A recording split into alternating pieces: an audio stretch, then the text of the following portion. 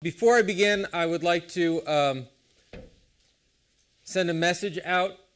Oh, almost said, thanks. Send a message out to my New York colleagues who may be watching. You will be happy to know that I got to Chicago and it was snowing, and I couldn't almost make it here. Could have driven to Utica. Instead, snow in Chicago. All right. So, a great beginning. No fear. We're going to, everything's fine. Anne's the mother bear. She does a great job. No failure. You're going to be fine. We'll get you through this. We're going to feed you on a regular basis. And so with that, I would like to then continue the theme by introducing for you my presentation, which starts with everything you learned in library school is wrong. So it's always good to begin a new effort by telling you precisely how you screwed up the previous one. And in this case, as a library school professor, I'm the one who screwed things up. And so part of the reason we created ILEAD was to try and fix things. Actually, I was talking with some folks who weren't necessarily happy with this title, so I did change it a bit. Almost everything you learned in library school is wrong. So I don't want you to think everything is. The other thing is I want to get a bit of vocabulary going early. You may use it or you may not. I'm going to use the word librarian a lot. Now, what's interesting is when some of us use the word librarian, we mean that as a very inclusive term. Yet some people use that as a very exclusive term, right? I'm a librarian, you are a paraprofessional, I am a this, you are that. We need to get over that really quickly. I think there are 3 ways to become a librarian in the world. Number 1, you go to library school. This is the preferred method because it keeps my family fed. Number 2, you get hired and they call you a librarian. Whether you know it or not, right? But we have that situation. There are whole states that can't afford the tuition that it takes for library school and such. And so we sort of end up in this position and we're not quite sure what to do.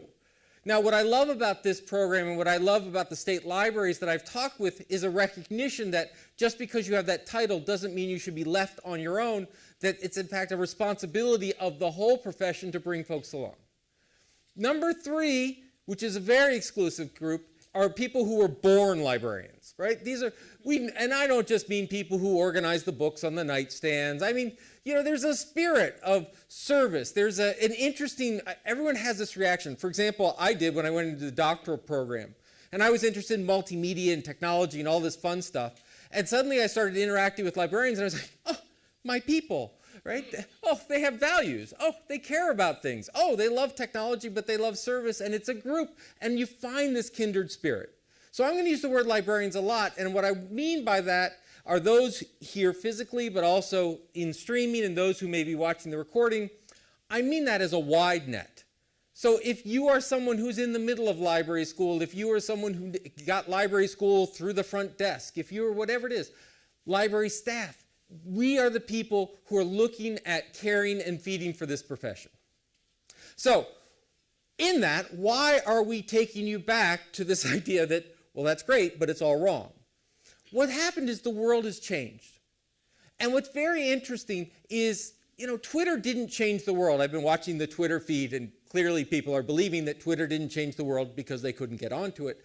But this idea that somehow new internet, new technology, this totally shattered our understanding of the universe. I would argue that potentially indoor plumbing had a greater effect on the population than Twitter.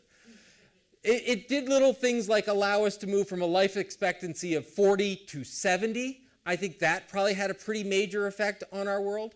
And the other thing that we're seeing, that the technology is showing, it's making it bigger, but we're seeing this rather dramatic shift from institutions and organizations and buildings to individuals. Now, I don't just mean that in libraries. I mean that, for example, in education. In education, the model, and the reason I'm not standing on the stage is a political statement, right? The old idea of what is it? The sage on the stage has been replaced by the guide on the side, right? It's the old model that you probably lived in an auditorium like this at some point, and as the instructor, I looked out and all I saw were empty buckets. And I would throw bricks of knowledge delicately into the audience, because it's easy to throw delicately through bricks, and it would, bang into your bucket, and then you would have learned. And if maybe it didn't make any sense, perhaps your bucket was a little too small, right? Because it certainly couldn't have been my fault, because I know what I'm talking about. So therefore, right, I don't know about you, freshman year, first day of classes, excited, right? Because I'm now a freshman in college and I'm away from my parents and I'm pretty sure I'm going to be drunk any minute now. And I go into my first lecture, and an hour and a half, I'm walking back to my dorm going, I'm done with college. What was that all about? I have no idea what a lecture is. Where was, I tell freshmen coming in, I said, please, before you graduate, thank your teachers. They're the last professional teachers you'll ever have in your life. Now you're stuck with me, right? But we said that's not how it works. We don't teach people. People learn, right? This idea that when we come to a community, it's not a matter of saying, this is what you're going to know because I said so. Because we know that you could sit in that chair and go, no, right? I disagree. I'm not going to learn. I don't like it. I'm hungry. Whatever it is, they're different. That won't happen here. But this idea that shift has happened. Remember in the good old days when a government report meant authoritative and not bait for Jon Stewart and Fox News? Right? This whole notion of who says it's credible. If it's on TV, it must be true. If it's on the internet, it must be true. Right now, we make those determinations. We're seeing this all over the place. In healthcare and medicine, it's not a matter of going to the doctor and waiting for the pill. Now it's about, God help us, staying healthy and monitoring our health and monitoring how we're doing, and we become part of it. This shift away from them, whatever the global them is, to us being in charge of it. How many people have either a smartwatch or you've got the Fitbit, you've got some sort of fitness band that measures what you're walking, right? You'll love this. I was talking to a medical manufacturer about 10 years ago, and they love you. He said, because the growing market isn't sick people, thank goodness. The growing market is the worried well. That you're healthy, but you're worried you're not going to stay healthy, right? So I can tell you how my son is 11. He comes home, he's got his Fitbit, he's like, Dad, I got this many steps. And I'm like, well, I got this many steps. He goes, yeah, but I'm not fat. So, it's yeah, that's my son. He's, anyway, that would be bad. Anyway, the point is, librarianship that's happening too. Think about it. We're librarians. What makes us librarians? For how many people went to library school and they actually started with actually, I'm curious. How many people, when you went to the library school, actually started with the definition of what is a library? I'm surprised there's one. I'm surprised there's two. So what we're going to spend a little bit of time on is our buddy Einstein here said, common sense is the collection of prejudices acquired by age 18. Right? Great quote. I would argue that how we see the library field is not from some sort of truth, is not from some sort of grounded reality, is not from some sort of magical instantiation of the universe. It's because we sort of learned it that way. And part of what we need to do now, and part of what ILEAD USA is about, part of all of this is to relearn what librarianship is. Because as I said, right, how many started with this idea of what is a library? The answer is probably none, and I include myself teaching it because it's kind of assumed. Well, you're in library school, you didn't just accidentally show up here, clearly something brought you here. But if you look at it, it's one thing to say we know what it is. This is the Oxford English Dictionary version of what it is. Right, so we're going to excuse the room in a private house where books are kept, fine. Collection of programs and software, fine. We'll let them use that for now. But we'll go up to the top. A building or room containing collections of books, periodicals, and sometimes films and recorded music for people to read, borrow, or refer to, such as a school library. Now, what's wrong with this definition, he says? Well, what's the difference between that definition and how we think of a library and this? Because the truth is, there's a good chance that people in this room and watching this stream are responsible for this, right? This is the used book sale, right? This is when all the librarians retire from staff and they go join the Friends of the Library so they can keep the books you're trying to weed and they can put them back in and call it a shop, right? This is the vicious circle of, it must be important, let's keep it. I tell the story, in where I live, we have a pretty good recycling program, and once a year they have book recycling, and so you're able to get rid of all your books and they'll be recycled. And people on the library board, I was on the library board the first time they did this, they went, what? Recycled books, we must save them. I mean, it was like, bum, bum, bum, we're going to storm the barricades of the recycling center and take our textbooks back. And the librarian said, no, we don't have time. The board said, we got to do this. The librarians were like, really? No, we don't have time. And the librarians and the board members said, I know, I run a scout troop. We'll bring Boy Scouts in and they'll help sort it. And the librarians were like, okay, we got to be honest. We did have time and we went down there. And it turns out what people recycling and what we consider books are not necessarily a shared definition. There are plenty of people using this as an opportunity to get rid of Hustler because it's all online now, and librarians standing shoulder to shoulder with Boy Scouts sorting through this wasn't exactly their idea of a healthy and constructive conversation. So this idea doesn't fit, right? We don't want to be this, because the idea that this is a library quickly turns into this is a library, and you look at this picture and go, oh, phew, a person who really loves materials and books and saved them. Hey, wait, is that a lamp in the back? Hey, is that a dresser? Is that his house? Yes. This is a psychopathic hoarder. This is, right? The difference between a librarian and a hoarder? Canvas bags. Canvas bags. I used that at the University of Toronto, and what did they give me as a gift at the end? A canvas bag, right? Because, this is even a nice hoarder, but we've all seen, this is the nice hoarding where they go and fix them in the 30-minute segment, but we've all seen that one on TLC, which is not so happy, right? Because this is the next step, right? This is not what we want people to think of as a library, and yet it's a place that collects books and materials and sometimes sound and video. So that definition doesn't work very well. We don't like that definition because we don't want to include that, right? And that turns into things like, well, what is a librarian? Because if you look up the definition right now, you're probably many people sitting there going, what is the definition of a librarian? It's someone who helps and works in a library, sometimes with a master's degree. Really? Does that include anyone in the library?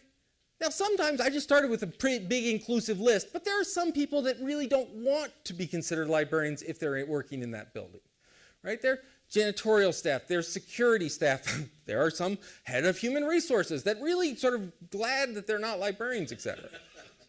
Right? So this is a problem. And yet, this is the common sense that we have been trained is librarianship. It's a place with stuff. We maintain the place with stuff. And if that were how we looked at libraries, we wouldn't need this project, because I can teach you how to maintain stuff. It's not a big deal, right? I can teach you MARC and now RDA and OMI, and we can learn about different metadata initiatives and such. But it's got to be something different. Imagine, for example, if I said that you were a farmer. People go, okay, I'm a farmer. Now, what's interesting about farming is that a farmer will be as part of an identified profession that went back to, I'm tired of getting eaten by saber-toothed cats, I'm going to plant some wheat now. And yet a farmer today does radically different things with different tools in different means to accomplish the same task, which is to raise food, right? If you were a farmer in the 18th century and you met a farmer today and you started talking about gene-modified crops and harvesters and GPS locations and crop rotations, whatever, they would go, how are we the same profession? And yet, that's the lineage. We have a lineage of librarianship that goes back 4,000 years, and yet, do we still look at ourselves the same way? Our tools change. Our methods change. And so, we're moving to this person away from an institution. In other words, a library should not be defining what a librarian is. A librarian should be defining what a library is. And that is a big change. And if you're sitting there going, well, don't we do that now? Anyone know where this quote comes from? Pop quiz. ALA. Oh, you're going to be embarrassed. It's your code of ethics. It's number 1 of the ALA Code of Ethics. You guys have to have this memorized. We're talking about librarian tattoos. Good place to begin. But read it for a minute. We provide the highest level of service to all library users through appropriate and usefully organized resources, equitable service policies, equitable access, and accurate, unbiased, and courteous response to all requests. Now, if we read that for a moment, does that mean that if you're a librarian and you're not working in a library, screw them? Right? Because you provide it to library users, but if they're not library users, you don't have to be, courteous? No. You don't have to be any of it. It doesn't work. Quick joke. That's all I have is quick jokes. So, Mary the librarian dies. It's always good to start. We were watching Disney movies. Isn't it amazing how every Disney movie starts with death? Anyway, so Mary the librarian dies, goes up to heaven, and God calls a meeting. And God calls to this meeting 3 people. He calls Mary the librarian, he calls Melville Dewey, and he calls Linnaeus, the father of modern cataloging, right? And God says, I've got a problem. He says, I've done it. I've pulled the trigger. I've called the apocalypse. I brought all the souls up from earth. They're sitting behind that door. Little bitty problem. When I made this deal, there were a lot fewer of you, and now you got busy, and there are like 9 billion people I got to sort through. I'm not quite sure how to do it. So Linnaeus says, no problem. I got this one. He goes, he opens up the door. Hour goes by. 2 hours goes by. At hour 3, the door opens and he crawls out and says, I couldn't do it. I gave up. He says, I ran out of Latin. He says, when I got to steampunk Japanese teenagers, I just didn't know what to call them. Forget it. So Melville Dewey, being the humble individual that he always was, says, I got this one, no problem. Goes in, closes the door, hour 1, hour 2, hour 3, gets it to 5 hours. 5 hours, Melville comes out. Glasses askew, says, I couldn't do it. I gave up. He says, I ran out of numbers. I was dividing them by religion, and after I got through all the Christian sects, everything, did you know there's other people besides Christians? So he's out. So Mary, just not enjoying sitting in committee meetings, says, I got this one, walks through the door, 10 minutes later, walks back, says, done, handled. God says, what'd you do? Says, real easy. I said, everyone who's ever supported a library budget, please raise your hand. The rest of you can go to hell. So he's here all week. That's right. Try the steak. All right. So the idea here is, we look at the building and somehow we gain some professional identity by mortar. Sometimes we've taken this whole idea that librarianship comes from the place we work. And yet, what we have to offer as society goes so far beyond that and beyond a place with stuff and sometimes recordings that's organized. So for the rest of the day, rest of my time here, I want to break down 2 pieces of common sense. Common sense number 1, that is that libraries are good and necessary things, and 2, libraries collect, organize, and provide access to information. Now, if you saw these statements, you would probably go, sure. But I gave you the big rigmarole and the bad joke, and so we know there's already a problem with these 2 statements, which is that libraries do nothing but exert gravity and shield you from the rain, right? They're buildings, they're org charts, it's people, and so what we need to do is change this to not libraries do this, but librarians do this, right? So that's the first mental shift. And I say that, you go, fine, big deal. Had a wonderful librarian. She had some community members come to her and say, we want to learn how to square dance. And they didn't have room in the library, so what she did, she went down the street, and I'm not making this up, to an ice rink, and she had a square dancing session in the ice rink. Apparently not on the ice, though that would have been hilarious. And the next day she came in, and these librarians were giving her the evil stare, the passive-aggressive. And she said, what? And they said, what was that? She goes, it was a library program. They said, no, it wasn't. She goes, what do you mean? Because it wasn't in, say it with me, the library, right? That attitude slips in everywhere. The library's where you are. It's in what you're doing as the service, all right? So that's the first thing. So let's then take one of these statements. Let's take this concept that librarians collect, organize, and provide access to information and break that one down a little bit. See if we're happy with that one. The first obvious question that you probably didn't hear about, but increasingly are hearing about, is for whom? You collect, organize, and provide access to information for whom? Right? Everyone? Is it really everyone? Think about it for a moment. If you're in a public library setting, what percentage of taxpayers come into your library for you to get service? If it is like the vast majority of public libraries in the United States, that number is well under 20% of the population. Now, they may be well served, they may be the neediest 20%, but to say that you do it for everyone is not true. So, are you happy with that? Are you okay with that? Who makes that choice? There's a great line in usability study that goes something like, if you design a system for everyone, you design it for no one. Knowing your population, we're going to hear later today about usability for all different kinds of communities, different expectations, different physical communities, different age groups, all of this, knowing for whom is important. And yet, as in library school, we said, no problem, you'll figure that out when you get to the library. By the way, we're not going to actually tell you how to figure it out, but you'll figure it out when you get into your library, because you're all working in a library, regardless of the fact that a huge percentage of our professional mass actually exists in vendors, in different companies, in things that are nowhere near a library. And here's the biggie. Why? Why do we do this? Right? This is that pathological hoarding question. Why do we do this? Are we insane? Right? Ann Craig walked in just a few minutes before you did going, I said, hi, Ann. She went, and then lovely. I said, what's better, Ann? She goes, work. Why do we do this to ourselves, right? Why do we on a regular basis and do this information? Right? Well, I think the why comes from this problem, which is, here's another term which we take for granted, information, right?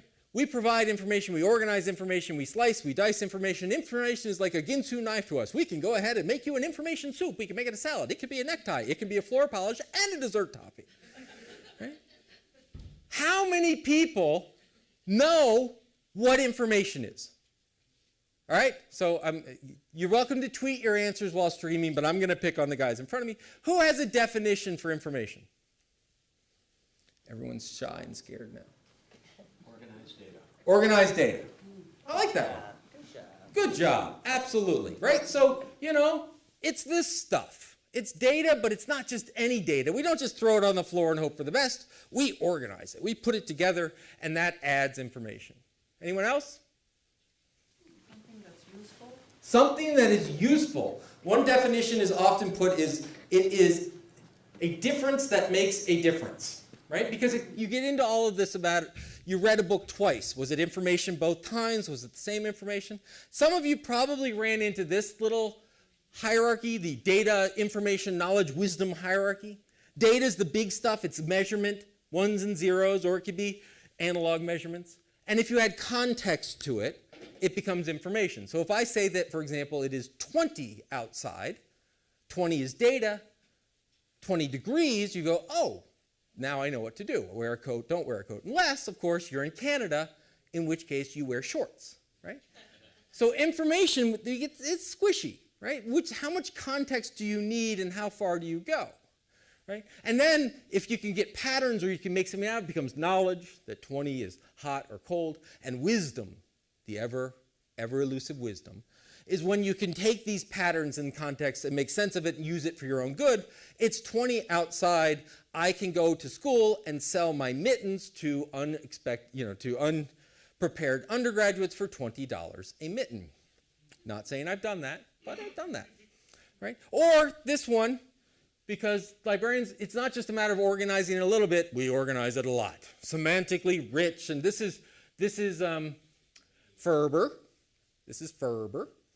Ferber is a great idea because we have works and we have manifestations and we have items and we have expressions and we have lots of stuff. We don't use it, but we have lots of stuff. We Ferberize things the way many people dry clean things, right?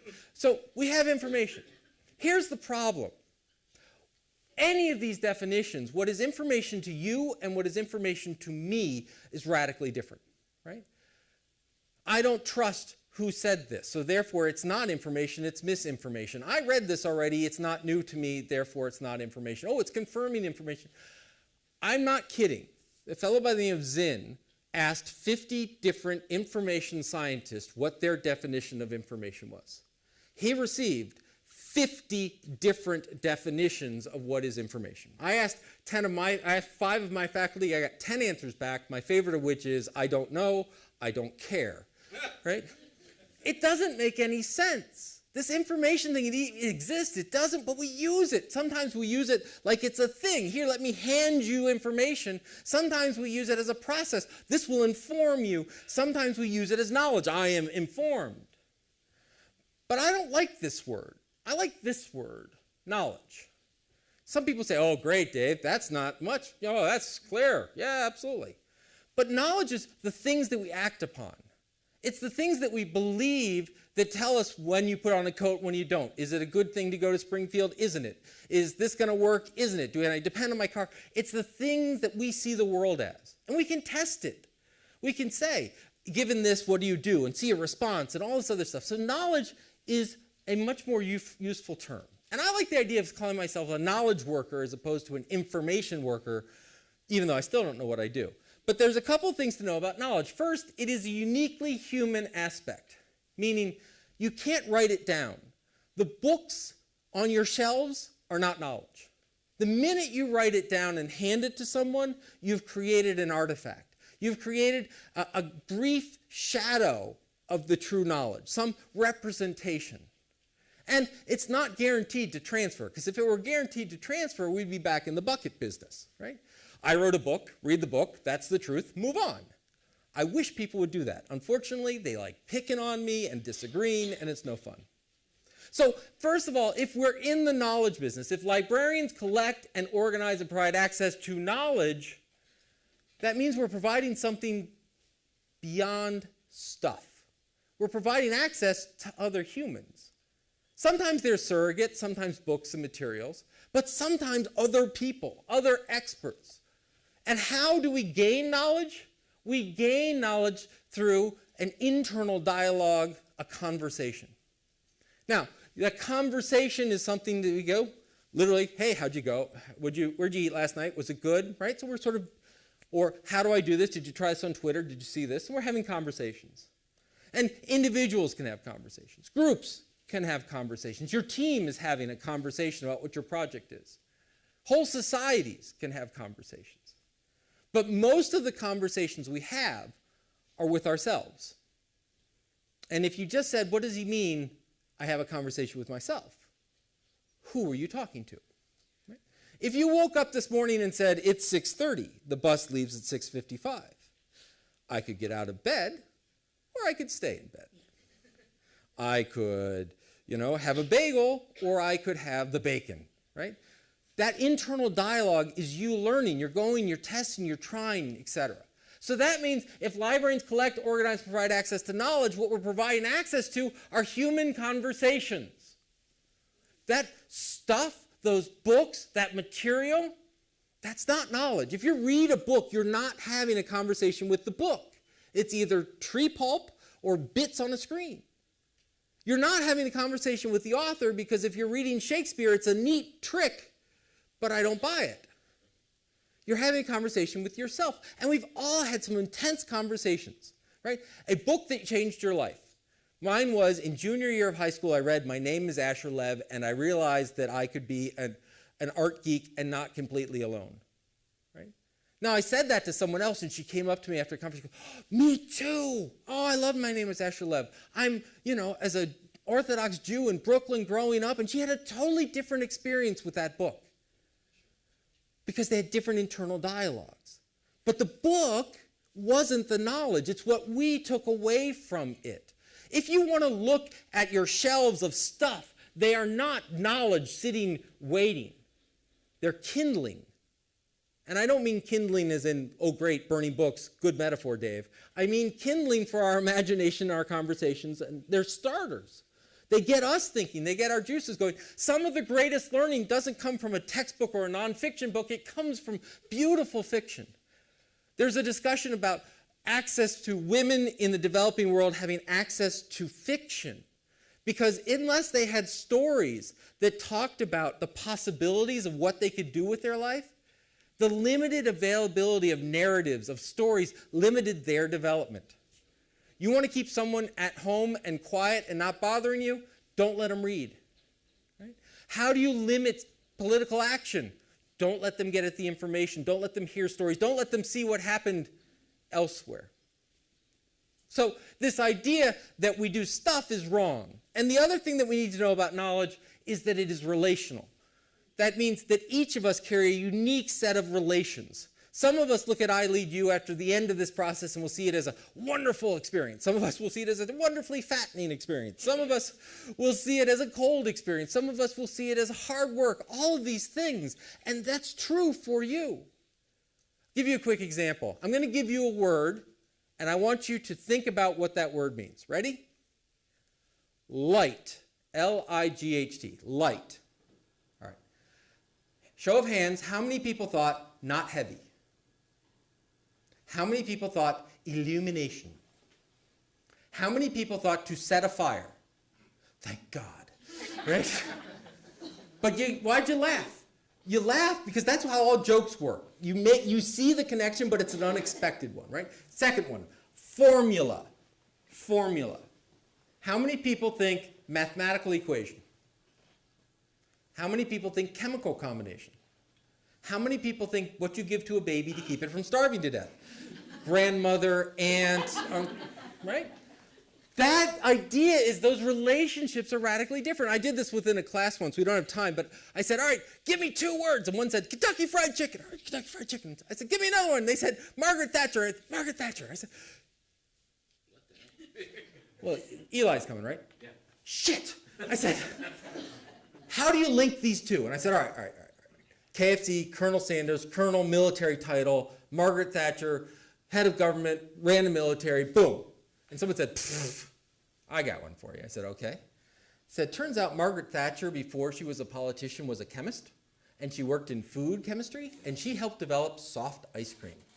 So next time you have a nice Dairy Queen cone, you can thank Margaret Thatcher. And so Margaret Thatcher, soft ice cream, fattening, quick fast food, Kentucky Fried Chicken. Those are all interesting, valid connections, right? Now, when you are collecting, organizing, providing access to uniquely human knowledge where you have all these different connections, what do? You take the name of a guy who's been dead for 100 years who was an anti-Semitic misogynist and you organize them by decimal numbers. Is this really how we get to people's human knowledge? Don't believe me? Go into the Dewey Religion section and see where you can find things, right? So this idea that somehow we have universal ways of organizing the world, that how my library organizes stuff or even looks or what services offer should somehow be standard across the world is crazy. Why is it that I can walk into a library right here in Springfield, I can walk into another one in Seattle, I can walk into another one in, and I'm not kidding, Namibia and Kenya, and they all have a reference desk, stacks, Dewey Decimal numbers on them, and somewhere hidden a poster that turns the numbers into like real English. Right? Why? Because we used to believe there was one universal way of looking at the world. It just happened to be coming from white landowning males. Right? But now we say, what does our community look like? How do we organize this stuff? Because we're in the knowledge business, we're not in the stuff business. So ultimately, librarians collect and organize and provide access to conversations and their relations to objects and other conversations. So when you are thinking about your projects in ILEAD, you've probably started with what stuff do I have and how do I organize them? I've got lost stuff. How do I organize the lost stuff? I've got history stuff. How do I organize the history stuff? I've got tablets and their stuff. How do I get access to tablets? Stop it. What are your communities needing to know? And how do you link it? Because sometimes it's not the stuff, sometimes it's you. And sometimes it's someone else, and sometimes it's a person. Sometimes it's just a place. So ultimately, librarians are in the learning business. And the collection that we bring to that, the collection we bring to it isn't the things on the shelf, It's our community. All too often, librarians seek to lead their communities to knowledge this way. We turn our backs and assume that what our community needs is all the information that's created everywhere but the community. Think about it. If I were going to travel to a location, if I'm going to travel to Austin, Texas, and I go to the Austin, Texas library, how much am I, as someone who lives in Syracuse, New York, going to learn about Austin from the Austin Library? How much of their own information, their own knowledge, their own community, their own unique culture is embodied and captured and transmitted and disseminated at the Austin Library, and how much is it about everywhere but Austin? Well, they don't need our stuff. They're in Austin. They don't need it. Think about this. Did any of you guys in public libraries have the tax form issue this year? Right? So what's happened? The IRS has pulled back because it's saving money, and they've left websites in their wake. And so they say, you can get it all on the web, unless, of course, you don't have internet access or don't know how to use the web, or even if you're on the web, have any idea what this thing is called. So what happened? Librarians stood up and said, we'll take it. And then they said, all right, here are the forms. Now they don't even give us the forms. So what's our option as librarians in that situation? All too often, our answer is, I'll become a tax expert, right? I was having fun last night with reference librarians who were showing off what they know, right? As different communities have pulled back, librarians have felt, oh, we guess we're going to be social workers now. Oh, I guess we're going to be tax experts now. Oh, I guess because in library school we taught that as a librarian you can be a generalist and you can know everything. We were wrong. What you need to think about is, you know what? Living 2 doors down from me, I bet there's a tax expert. I bet there's a law expert. I bet there's an artist. I bet there's a writer. I bet there's a naturalist. I bet there's someone brilliant that I never thought about before. That's your collection. When someone asks you for tax help, don't sit there and go, I'm going to do the best I can. Good luck, right? Bring in someone who can do this. Connect to people. When someone comes in and it's sitting at the Abraham Lincoln Library, send them there. Connect them. That's your collection. Back to common sense. Next piece of common sense we've got to tear down is that librarians are good and necessary things. Are we allowed to ask that question? Yes, we are. So, some of you may have heard of a little town not too far away called Ferguson, Missouri.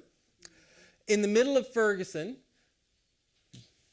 race riots was fun, peaceful protests, black kids, white cops, horrible things happened. And in the middle of that, the Ferguson Public Library put out a little sign that said, Ferguson, stay strong, we're all family. And they changed the narrative from protests and violence and militarized police forces and all of this, they changed it into, this is a community in crisis.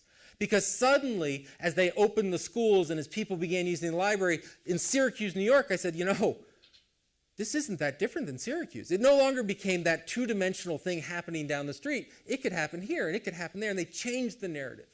And in the midst of tweeting and blogging this out, someone sent me this tweet. Of course, because a library always makes a difference. A library always makes the difference. Now, that's a great sentiment. That's a nice little balm for us feeling happy and kind about ourselves. But it's wrong. It's wrong for a couple of reasons. First of all, the one we've already gone through. A library doesn't do anything. A librarian always makes a difference. But that's not right either. Because librarians are people. And as people, we have this little wacky thing called free will. So it's not that we always make a difference. We have to choose to make a difference. When Ferguson closed their schools and they closed all their civil institutions, you're trying to tell me that Scott couldn't have gotten on the phone to the mayor and going, maybe today, no story time. Maybe today we won't open. But he didn't. He chose to open those doors. He chose to do this. Librarians don't just make a difference. They have to choose to make a difference. If you look at yourself and say, I'm going to wait, that anyone has a problem, they can come ask me. No one has ever changed the world by waiting to be asked. If you don't leave your building, if you don't leave that 12% of population you serve, if you don't see yourself doing something higher than simply organizing a room full of stuff, you will not make a difference. Well, you will. You'll drain tax assets that could go to things like sewers and police. We say it's important for public investment, for universities, where the model of academic publishing is literally bankrupting our universities. It is going to bankrupt Harvard. Harvard has an endowment bigger than most countries, and they're talking about how their library will bankrupt their operations because inflation of costs go over and over. You're making a difference. I'm just not sure it's the one you want to make, right? So we have to choose to make a difference, which means it's not about the building, it's not about the organization, it's not about the library, because they don't choose. We choose. If you have a website and you looked at the website of your library and said, our website sucks, I've got bad news for you. Your website sucks because you're part of that organization. You may not win that battle, but did you even have that battle? Did you have a conversation about policy? Did you have a conversation about what's going? Did you have a conversation about accessibility? Did you have a conversation about bringing a community in every so often to look at this thing, right? So we have to choose to make a difference, and we do that. The reason we choose to do that is because of our mission. The mission of librarians, not of libraries, not of organizations, not of things on paper, not of buildings, not of mortar, but of you, is to improve society. Feel free to stop it right there. How do we do it? Because there are lots of people who want to improve society. Some do it through protection, some do it through commerce, some do it through aesthetics, some do it through writing, all different ways of doing it. We choose to do it by facilitating knowledge creation in our communities, not hoarding materials that may, but by going out and figuring out, are we making our communities more knowledgeable? So it is about people, not institutions. And we know that this knowledge creation process is created through conversation. Do you host conversations? When people walk into your library, how many of you have a sign that says, put these away? This is a school, put them away. This is our big conversation right now.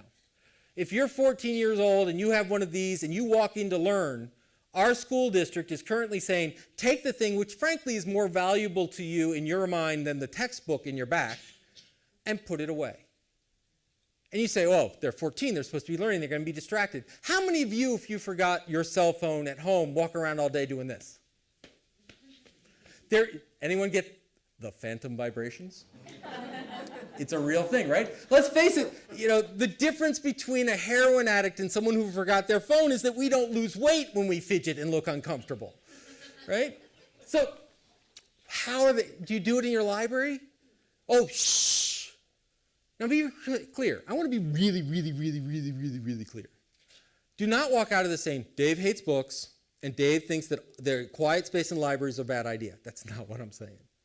What I'm saying is, what does your community need? I can't give you an answer for every library. You must have a quiet space. Yeah, but have you seen this crazy group? They're loud, and they do a lot of stuff when they're loud. We need that. Oh, Dave hates books. I write books. I like books. I particularly like when people buy books. I like books. But I don't for a minute think that just by writing a book, I've somehow created knowledge in the world. It's my tool to do so. So we create knowledge by facilitating conversations, and some of those are really, really, really hard conversations.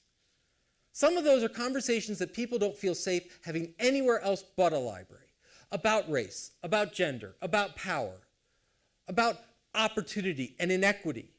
There's a great thing called a human library where people check out lawyers and they check out professors and teachers. In Europe, they have something that they call the prejudice library where you can check out a prejudice. How many Muslims do you have in your close friend group? None? Maybe you should talk to someone. And we can do it in a safe and civil and civic environment. We can have conversations here that we can't elsewhere. There is no more town square except the library. And I include, by the way, academic libraries. And I include school libraries. Where can someone who's being beaten to death by knowing a certain physics strand and common core, where can they go to just learn about ants? Because by God, they love ants. They can go to the school library. Many of us, we fled to the school library when we were there because it was a place that we could control the conversation. We could investigate and look where we want. How do we create that in an academic environment, in a legal environment, all these different environments? And we facilitate. What does that mean? Well, sometimes it's access. We give you access to the place, to the stuff, to the tools. But here's the important thing. Access, like conversations, two ways. When someone comes to your library and says, not, I want to read about this, but I want to tell people about this, what do we say? Think about it just for a minute. I wrote a book. You could write a book. I take my book, and if I walk into your library with my book, and I say, I'd like to put this on your shelf, how much harder is that than just pulling a book that's already on the shelf? And if the answer is it's a lot harder, then you're not in the conversation business, you're in the consumption business. You're in the Netflix of stuff business. If you're not allowing people to participate and organize and share, Eli will comment. I don't think he tells this story anymore, so I'll tell it for him. If not, just pretend you heard it from him. He tells the story about when they built the distributed online catalog, right? Like the archetypical old school library catalog. You go and search for your materials. He had a patron and he goes, you know how I can ask if you have a book at this library? Eli, who's in charge of putting it together, said, yes. He goes, you know how I can find out if that book is somewhere at another one of the branches? And Eli says, yes. Is there a reason that people can't find out that I have that book at home? I'm perfectly willing to bring it in the next day and loan it out and share it. Now, if that sounds, what? You have access in a one-way mentality, that you buy stuff, that you then ration that stuff out, and you loan it to people.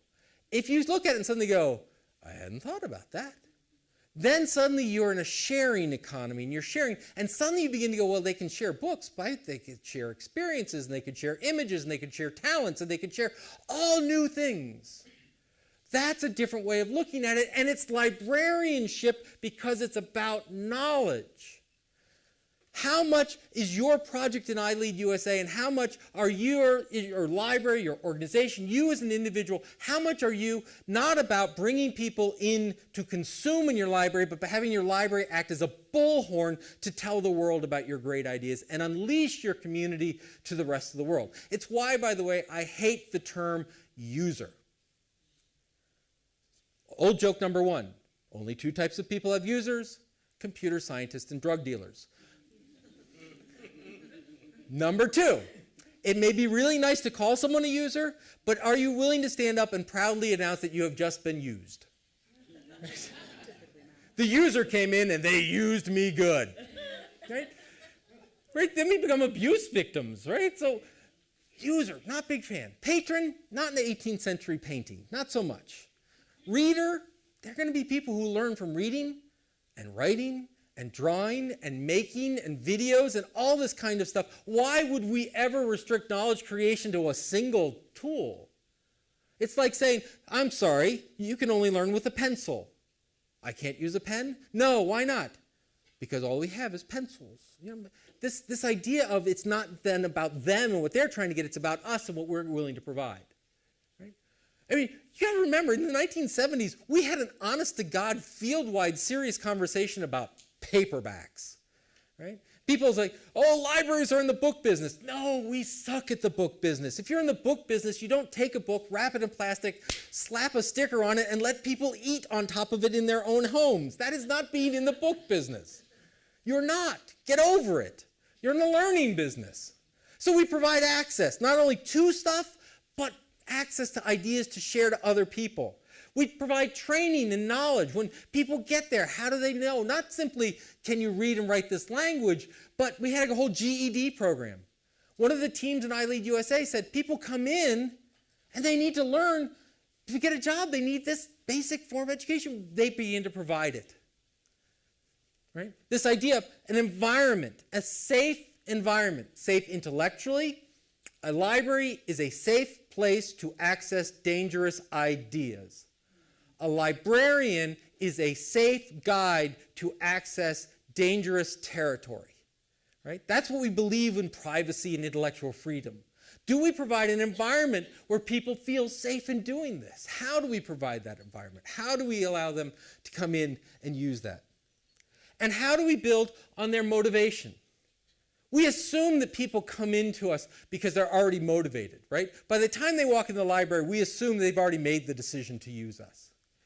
Do I have any school librarians hanging out physically? You have tons and tons of students who walk in to tell you about the term paper they can't wait to write on George frickin' Washington because it's President's Month, right? Right, never. Extrinsic motivation, by the way, is not a bad thing. Gamification is an extrinsic motivational technique to get people to ask questions and such. But intrinsic motivation, that's the goal. One of the examples of putting these together, Betsy Kennedy, the director of the Cazenovia Public Library outside of Syracuse, New York, tells the story. Cazenovia is a rich little enclave village on a beautiful lake, but it happens to be situated in the poorest county of New York State. And what they realized was there are a lot of people who may come to the Cazenovia Library or may not even be able to make it because they have such desperate needs. So they began setting up weekly service at a food pantry. And they began doing story times at a food pantry in this.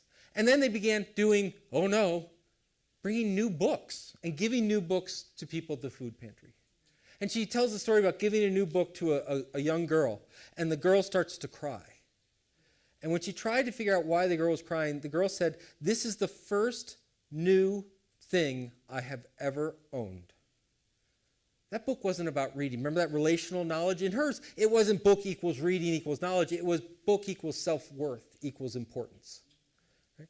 And while they were there and they set up the book services, they realized that the parents bringing in the kids for the food services, they weren't having many opportunities because they didn't have the education, so they began setting up high school equivalency courses, and they began doing tutoring and mentoring of the adults. And when they ran out of room, they started working with the churches throughout the county so they could do this in lots and lots of places. That's the idea of what librarians make a difference, not we're going to wait till you ask a question, not, oh, look, we've organized the stuff. Be really clear. Part of the way we provide that environment and that knowledge is to organize a playground. Right? The academy. Everyone talks about academics and the academy being really boring and stodgy. Yes? Comes from Plato's gym. It was a Greek gym where a bunch of smart people would work out and say, hey, nature meeting, how's that going? Well, let me tell you. There's this cave, there are shadows, right? Right? Your libraries, so I've already used one analogy, the books are kindling, but you should be lighting a Burning Man, going to having a playground for people to come in, experiment, try. Do things, not just read. People say, well, it's a place to escape, and that may be true. But that means as librarians, it's not our job to escape, it's our job to work like hell to engage people and provide them alternative narratives in their own lives. Right? And we improve society. This is the ethical counterbalance to the second. That is, we bring values to this. We bring a value of learning, that learning is vital and important. That it's vital and important in the most open environment possible, the most transparent environment possible. That we provide intellectual freedom and safety, right? And ultimately, we act as intellectually honest brokers. You are not unbiased. You have a bias. If you believe those values, you have a perspective that not everyone else believes. The idea that people learn in the richest, widest environment is not a universally held belief. People learn the quickest in a targeted way, where we test the hell out of them. Right? How many of you in the public sector or in the school sectors have said, come to the library because this Common Core, highly restrictive thing isn't working, or you're trying to escape it? You are making a value judgment and you are no longer neutral. Right? You're intellectually honest. I have these perspectives. You may not. Because if you simply have someone come in and say, I'm interested in learning about man-made climate change, and you say, oh, great, here's the 99% agreement of the scientifically vetted world that it exists. And that member says, I don't believe it. That's all garbage. Let me tell you how quickly not to change their opinion. But 99% of the scientific value, there's 99%. It's right here. Right? You can't start where you want them to be. You have to start with where they are. And if you think about improvement, that means you're going to try and move them. You're going to move them to be more open, more intellectually honest, deeper in their discussion, more experiential, more hands-on. Those are biases. Those who improve society are not unbiased. You are not unbiased.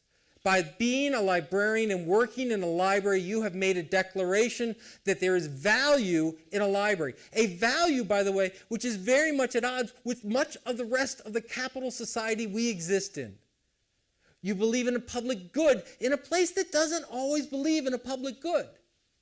There's a reason that academic libraries don't go, oh, you're in arts and sciences, this is your bill. You're in physical science, this is your bill. Because we believe by collecting and aggregating that together, we create well-rounded individuals. That is not an unbiased view.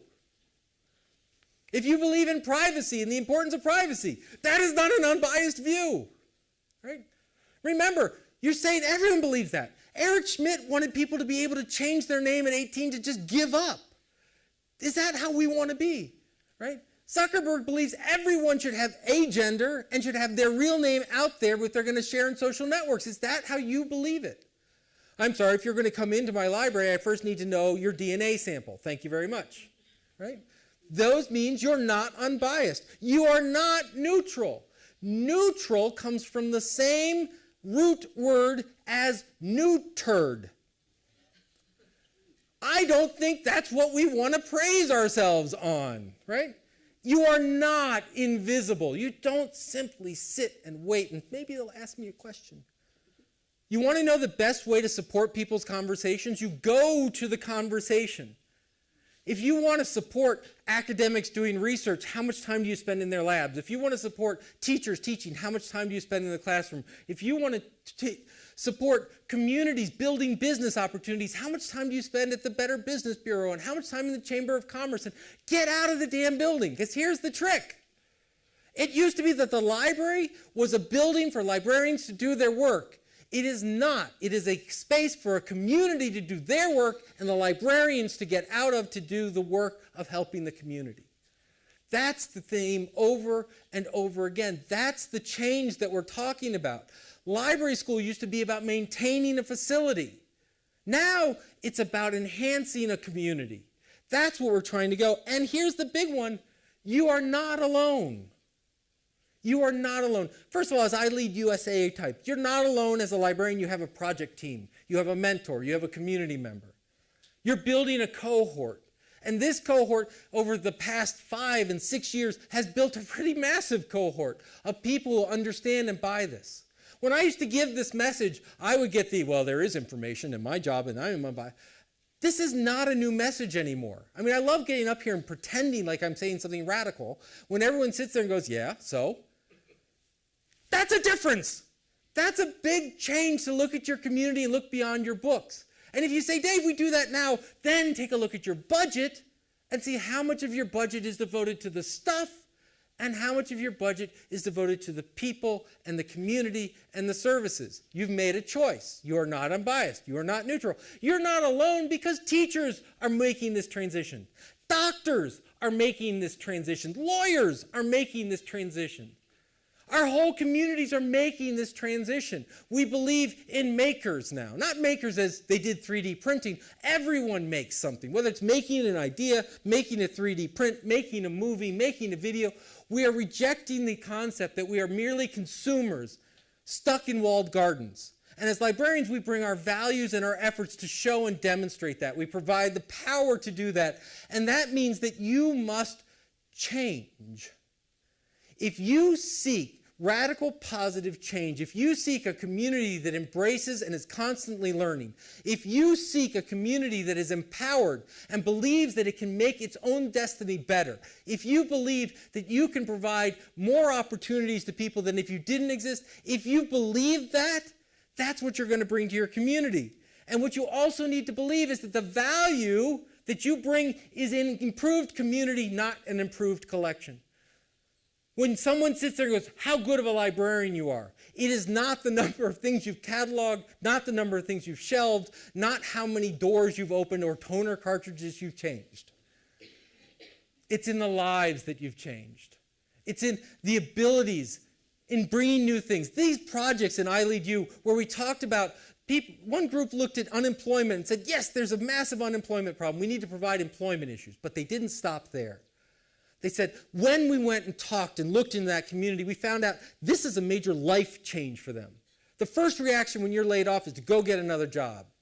But when you think about it, when you look at it, maybe it's go back and get a different education. Maybe it's for your spouse to go get a better job so you can stay home with the kids, which you've always wanted to do. Maybe this is an opportunity to go in a totally different direction. This is a life change. And as librarians, bringing that realization changed lives. The former state librarian of Maine tells that during one of the economic downturns in the 90s, every day she would have gentlemen show up in business suits to come to the library. Every day they would come in and they would read the paper. They'd look at the job options. They'd work on their resumes. Now, the standard reaction is, oh, we have a patron. We'll wait for them to ask a question. How to do a resume? Here's a book. Or we'll have a class on it. But what she realized is why they were coming, that they were dressed in suits meant something. What it meant was they were looking not simply for a job, but they were also looking for validation along the way. So you took a staff room, cleared it out, put a coffee pot in it, and put a plaque across the door going, businessman meeting room. And they began meeting there. And years later, they came and said, yes, I found that job, but I found that job because I found hope, because you respected me as a person. That's what we're talking about, knowing your community, not surveying the hell out of them. That's one mechanism. Not talking to just the ones who walk into your building. That's another way, but a smaller way. And not, for God's sake, not asking them, what can the library do for you? They don't know, and it's not about you. And don't just ask them what their problems are. How many people have friends that their entire life is coming and going, you know, that outfit sucks. You know, I don't know if you're right. The minute, you get a little tired of being told what's wrong with you all the time, so you don't make friends that way. How many times have you said, we need a reading program because kids don't read enough? How many times have you said, we need greater literacy in this effort? Oh, we need remedial skills on this, where you have focused on what's wrong with the community? How many times have you gone to the community and said, what do you dream about? What are your aspirations? What is the narrative you want for this community? That's the Ferguson story. The Ferguson Public Library changed the narrative from protests and militarized police into a community in crisis, and race was everywhere. That was a valuable discussion. What's your community conversation? What's your narrative? Who's part of that? How do they do the aspirations? And you don't improve the world by simply building a collection. And if you're going to improve the world, don't just sit there and document it. Be part of it. Make the change. If you expect your community to be lifelong learners, be lifelong learners. If you expect them to be makers, make. If you expect them to take issues of power and culture and disability and handicap, take all of that as important, then you better demonstrate it on your website and your daily operations and how you work services. Show your values. Don't simply sit back, feel that you're unbiased, above a fray, and hope the community gets better because you're there with a collection of stuff. It doesn't work that way. What you learned in library school, if it was about maintaining a place and maintaining books and maintaining stuff, if you learned that your value came solely because you had a title or because you had the privilege of working in a building, then we have failed. What you need to learn as a librarian by degree, librarian by title, librarian by spirit, is that what makes you a professional librarian is your mission, the means of facilitating that happening, but ultimately your means of actively going forward and making a community a better thing. Making a community better, tighter, and understanding where they want to be, in helping them realize their dreams and not constantly reminding them of their faults. Thank you very much. I appreciate your time.